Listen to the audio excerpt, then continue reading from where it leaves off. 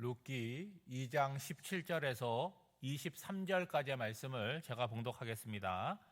룻이 밭에서 저녁까지 죽고 그 주운 것을 떠니 보리가 한 에바쯤 되는지라. 그것을 가지고 성읍에 들어가서 시어머니에게 그 주운 것을 보이고 그가 배불리 먹고 남긴 것을 내어 시어머니에게 드리매 시어머니가 그에게 이르되 오늘 어디서 주었느냐 어디서 일을 하였느냐 너를 돌본 자에게 복이 있기를 원하노라 하니 룻이 누구에게서 일했는지를 시어머니에게 알게 하여 이르되 오늘 일하게 한 사람의 이름은 보아스니이다 하는지라. 나오미가 자기 며느리에게 이르되 그가 여호와로부터 복 받기를 원하노라. 그가 살아있는 자와 죽은 자에게 은혜 베풀기를 그치지 아니하도다 하고 나오미가 또 그에게 이르되 그 사람은 우리와 가까우니 우리 기업을 물을 자 중에 하나이니라 하니라.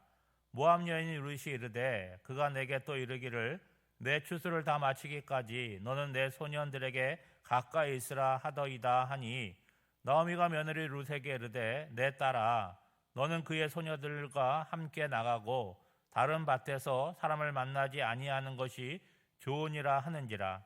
이에 룻이 보아스의 소녀들에게 가까이 있어서 보리 추수와 밀 추수를 마치기까지 이삭을 주우며 그의 시어머니와 함께 거주하니라. 아멘.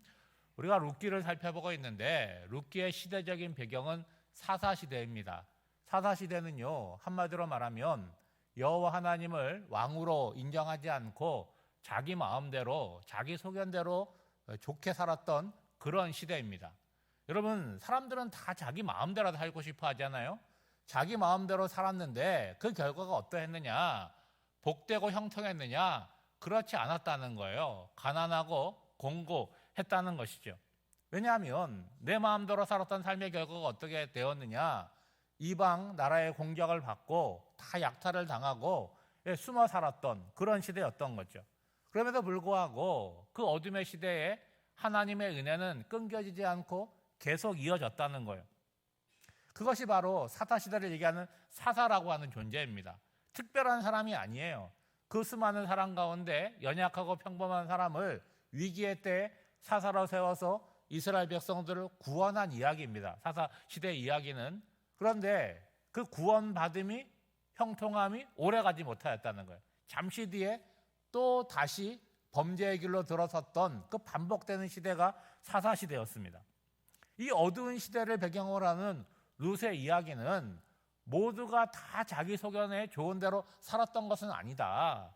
룻과 같은 여인도 있었다. 어둠의 시대에 빛된 존재가 있었다. 근데 그 여인은 어떤 존재냐? 이방인이었다라는 이야기를 하고 있는 거죠. 여러분, 나오미는요, 시어머니이고 룻은 며느리입니다. 여러분, 우리나라 정서에서 시어머니와 며느리 어때요? 예, 좀 어려운 관계잖아요. 그렇죠? 이 관계가 어떻게 형성이 되냐면 나오미에게는 아들입니다. 룻에게는 뭡니까? 남편이죠. 그 남편으로 인해서 관계가 형성이 되는데 여러분, 남편이 죽었어요. 아들이 죽었습니다. 그러면 시어머니와 며느리의 관계는 뭐 여전하겠지만 계속해서 함께 살아간다는 것은 뭐 좀 불편하지 않겠습니까?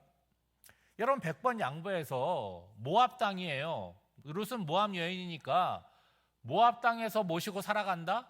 그건 어느 정도 좀 이해가 가능한 거지만 이제 모든 관계가 끝났는데 시어머니가 고향으로 돌아가는데 이방 며느리, 오늘날로 말하면 외국인 며느리가 고향으로 돌아가는, 한국으로 돌아가는 시어머니를 따라간다?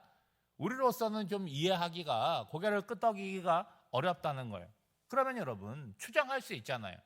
시어머니인 나오미와 며느리의 룻의 관계는 일반적인 시어머니와 며느리의 관계가 아니었을 것이다. 그 이상이었을 것이다 생각할 수 있잖아요. 그러니까 다시 말하면 룻에게 있어서는 시어머니라는 이 존재, 나오미라는 존재가 의지의 대상이 될 수 있고, 신앙적으로 보자면 내가 우상을 섬기던 사람이었는데 시어머니를 통해서 하나님이 어떤 분이신지를 알게 된, 나한테 구원을 알게 된 그런 분이라고 우리가 추측할 수 있다는 거예요. 근데 이렇게 설명을 하고 가정을 한다고 해도 이해하기가 어렵잖아요. 왜냐하면 여러분, 어떤 신을 섬기게 될 때, 어떤 믿음의 대상을 섬기게 될 때 뭐가 전제가 됩니까? 그분이 나에게 복을 주시고 내 삶을 형통하게 한다는 그 전제가 있어야 되잖아요, 일반적으로 볼 때. 그런데 시어머니를 섬기는 하나님은 룻이 경험할 때 어떤 분이 온 거예요? 겉으로 보면은 시아버지도 돌아가시고 그리고 두 아들도 다 죽었어요. 그러니까 복되고 형통하게 하는 분이 아니라 공고하게 하고 어렵게 하는 분이라고 하는 것을 본 것 아니겠습니까? 근데 그러면 자연스럽게 이 시어머니가 섬기는 하나님이 그렇게 능력 있는 분이거나 복을 주는 분이 아니겠구나, 불신이 생길 수밖에 없는 상황이었다는 거예요. 다시 말하면 잘 믿었다가도 흔들릴 텐데 룻은 자신을 고향에 남게 하려는 시어머니의 강력한 만류에도 불구하고 시어머니를 따라서 시어머니의 고향인 자기에게 외국인 낯선 땅으로 왔다라고 하는 거예요. 그러니까 인간적으로 보면 이러기가 쉽지 않을 텐데 하는 의문이 들지만 신앙적으로 보면 고개를 끄덕일 수 있다는 거죠. 여러분, 룻기의 이야기는 제목처럼 나오미의 이야기가 아닙니다. 이방인 룻이 주인공이 되는 이야기이죠. 여러분, 룻을 중심으로 볼 때 뭐가 보입니까? 하나님의 섭리가 보인다는 거예요. 그 섭리가 오늘 본문에 구체적으로 드러나기 시작하는 거예요. 여러분, 고향인 베들레헴에 돌아왔지만 나오미는 어떤 존재입니까? 꽉 찬 상태에서 고향 땅을 떠났는데 이제는 어떻게 돌아온 거예요? 파산해서 텅 비어서 돌아온 것입니다. 룻은 이방 여인입니다. 그리고 이 시대가 어떤 시대예요? 평안한 시대가 아닙니다. 어둠의 시대라고 하는 거예요. 그런데 이 베들레헴 사람들을 보면 나오미가 왔다는 것에 대해서 어떻게 반응을 보입니까? 기뻐하고 환대하고 있다라고 하는 거예요. 그래서 이제 이곳에 와가지고 먹고 살아야 되니까 룻이 이삭을 주우러 나갔어요. 그 첫날의 이야기가 이제 본문의 2장에 펼쳐지게 되는데 여기에 하나님의 섭리가 나타나게 된다는 거예요.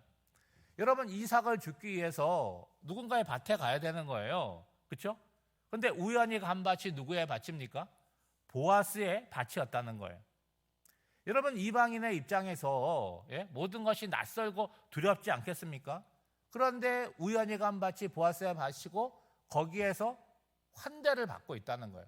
그리고 보아스가 또 하필 그날 거기에 방문해서 룻이라고 하는 존재를 발견하고 그를 잘 도와주라고 그에게 배려를 하는 이야기가 나옵니다.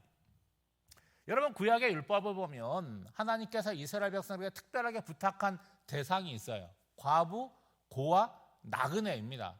그것에 대해서 하나님께서 거듭거듭 방법하면서 율법을 통해서 보살펴줘라. 그들이 사회적 약자이다. 내가 그들을 보살핀다 라고 말씀해 주셨습니다.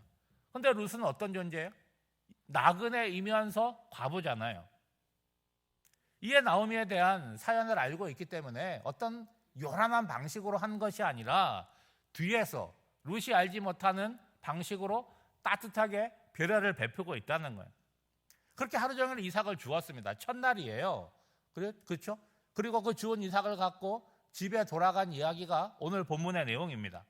여러분, 17절에 보면 하루 종일 주운 그 보리의 양이 한 에바였다는 거예요. 여러분, 한 에바는요, 오늘 우리가 알고 있는 걸로 계산을 하면 한 말입니다. 한 말. 그러면 약 8kg가 넘는 꽤 많은 양이죠. 여러분, 이것은요, 곡식을 한 톨 한 톨 주워가지고 만들 수 있는 그런 양을 넘어서는 거예요. 그러니까 룻이 하루 종일 쉬지도 않고 열심히 주운 것도 있지만 이 결과가 나타나기 위해서 뒤에 어떤 일이 있었습니까? 보아스가 베푼 배려가 있잖아요.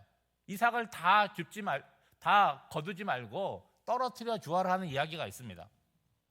여러분, 룻이 갖고 온 결과를 나오미가 볼 때 이게 일반적인 것이 아니구나, 무슨 일이 있었구나, 특별한 거구나 라는 생각을 하게 되는 거죠. 그래서 자세히 물어요. 그랬더니 그 배후에 누가 등장을 합니까? 보아스가 등장을 하는 거예요. 그 순간 나오미는 이 일이 우연이 아니라 하나님께서 룻에게 베푸시는 하나님의 섭리가 있구나, 그리고 그 은혜는 룻에게도 있지만 나에게도 있구나 하는 것을 먼저 깨닫게 됩니다. 그래서 하나님을 찬송하는 거예요. 보아스가 과거에 우리 집안을 도와줬는데 지금도 우리 집안을 도와주는구나. 그럼 보아스는 어떤 존재입니까? 한결같은 존재라고 하는 것을 확인할 수가 있겠죠. 여러분, 보아스의 환대는요, 지금 누구를 통해서 나타납니까? 이방 여인, 젊은 과부 룻을 통해서 나타나고 있지만 그 배후에는 어떤 내용까지 포함되어 있는 거예요? 집안의 가문이 끊겨져 있는 이 집안의 죽은 자들을 위한 은혜도 동시에 작동하고 있다는 거예요. 그래서 나오미는요, 이방 여인 룻에게 그 고엘 제도에 대해서 설명하기 시작합니다. 여러분, 고엘이라고 하는 것은 되찾다, 무르다, 구속하다는 의미를 갖고 있습니다. 여러분, 20절 하반절에 보면 그 사람은 우리와 가까우니, 누구 얘기하는 거예요? 보아스를 얘기하는 거예요. 보아스가 우리와 가깝다는 거예요. 그러면 어떤 존재냐? 우리 기업을 물을 자 중에 하나다라고 말하고 있습니다. 여러분, 고엘이라고 하는 것은 뭐냐? 죽음의 위기에서 가족의 목, 그리고 하나님께서 분배하신 그 기업, 땅의 몫을 잃어버리지 않도록 책임지는 제도를 이야기하는 거예요. 그 사람을 이야기하는 것입니다. 구체적으로는 뭡니까? 분배받은 땅이 가난으로 빚으로 말미암아 다른 사람에게 넘어가게 될 때 그것을 되찾아 줘야 되는 거죠. 그리고 또 종으로 팔려가는 경우도 있잖아요. 그때 돈을 주고 그 사람을 종해서 구속해 주는 것입니다. 그리고 가장 중요한 거는 뭐냐? 자녀가 없어서, 자녀가 후손을 이을 사람이 없이 남편이 죽었어요. 그럼 그 미망인과 결혼해서 자녀를 낳아줄 사람이 고엘인 거예요. 그 순서가 있는 거죠. 가깝게는 형제고, 형제가 없다면 가까운 친족으로 이어지게 되는 거예요. 그러면 이 고엘이 되려면 세 가지 조건이 있어야 되지 않겠습니까? 첫 번째는 뭡니까? 혈연 관계가 있어야 되잖아요. 두 번째는 뭐겠어요? 마음은 있지만 능력이 안 될 수가 있잖아요. 땅을 찾아주고 종에서 이렇게 구속해 주려면 뭐가 있어야 됩니까? 돈이 있어야 되는 거예요. 재산이 있어야 되는 거죠. 그리고 마지막에는 뭐가 있어야 됩니까? 그렇게 할 의지가 있어야 되는 거예요. 내가 이 사람에게 기업을 물을 자 고엘이지만 나는 그렇게 하고 싶지 않습니다. 내 돈을 그렇게 쓰고 싶지 않습니다. 나는 저 미망인과 결혼할 마음이 없습니다. 그러면 안 되는 거라는 거예요. 여러분, 이것은요, 보아스의 눈에 룻이 예쁘다, 내 마음에 들었다, 이성적으로 그런 일이 아니라는 거예요. 하나님께서 율법을 통해서 말씀하신 것을 실천하느냐, 그 여부에 달려 있다는 거죠. 이제 나오미는 룻이 어떻게 행동해야 될지를 자세하게 알려줍니다. 그런데 그 내용을 보면 새삼스러운 이야기가 아니잖아요. 보아스가 룻에게 은혜를 베풀면서 한 이야기의 다시 반복입니다. 다른 곳에 가지 말고 내 밭에서 이삭을 주우라는 거예요. 그 이야기는 뭡니까? 과부들이 그런 남의 밭에서 이삭을 주는다는 일이 그 생각처럼 간단한 일이 아니라는 거예요. 어려운 일이니까 내가 안전하게, 하나님이 너를 보호할 텐데 그 보호는 누구를 통해서 나타난다는 거예요?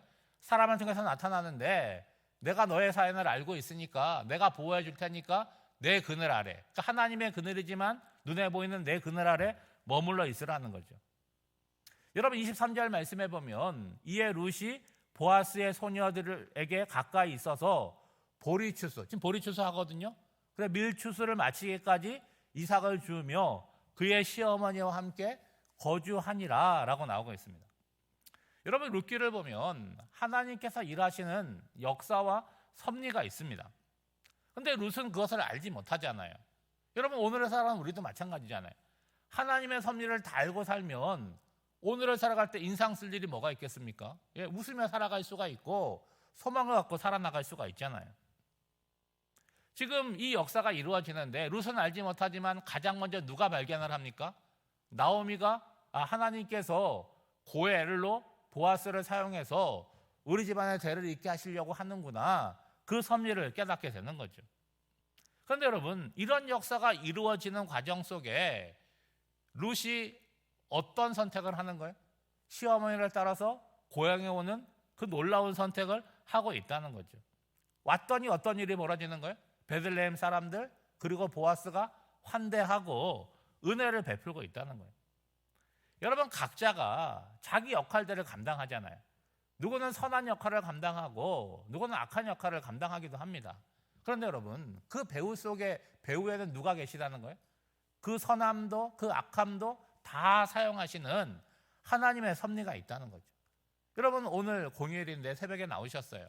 오늘 한 날을 살아갈 때도 여러분, 어떤 일이 우리를 낙심시킬 수도 있고 어떤 사람이 나를 힘들게 만들 수도 있습니다. 그런데 거기에 감정적으로 반응하지 말고 우리 배후에 계셔서 우리를 선한 길로, 아름다운 길로 인도하시는 그 하나님의 역사와 섭리를 여러분 알고 기대하고 소망 가운데 살아가는 복된 한 날이 되시기를 주님의 이름으로 축복합니다. 기도하겠습니다.